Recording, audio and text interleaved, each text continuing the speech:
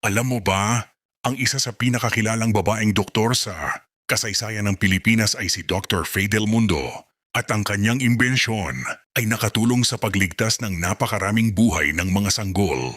Ipinanganak si Faye Del Mundo noong 1911 sa Maynila. Mula pagkabata, pangarap na niyang maging doktor matapos mamatay ang isa niyang kapatid dahil sa sakit.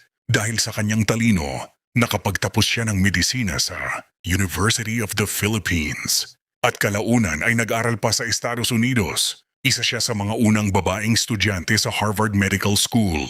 Pagbalik niya sa Pilipinas, nakita niya ang matinding problema sa kalusugan ng mga sanggol, lalo na sa mga probinsya. Maraming ospital noon ang walang sapat na kagamitan, kabilang na ang mga mamahaling incubator na ginagamit para sa mga premature o mahihinang sanggol.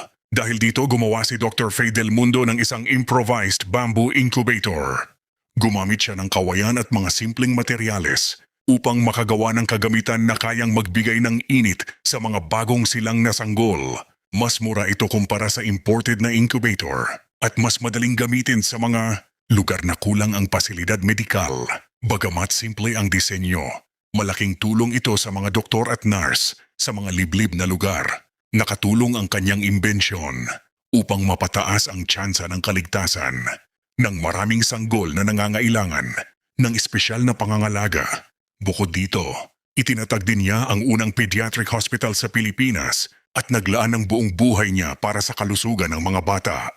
Dahil sa kanyang napakalaking kontribusyon sa medisina, ginawaran siya ng titulong National Scientist of the Philippines noong 2010.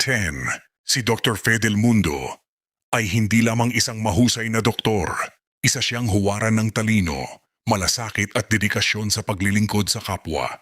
Hanggang ngayon, inspirasyon pa rin siya sa mga Pilipinong nangangarap na makatulong sa pamamagitan ng agham at medisina.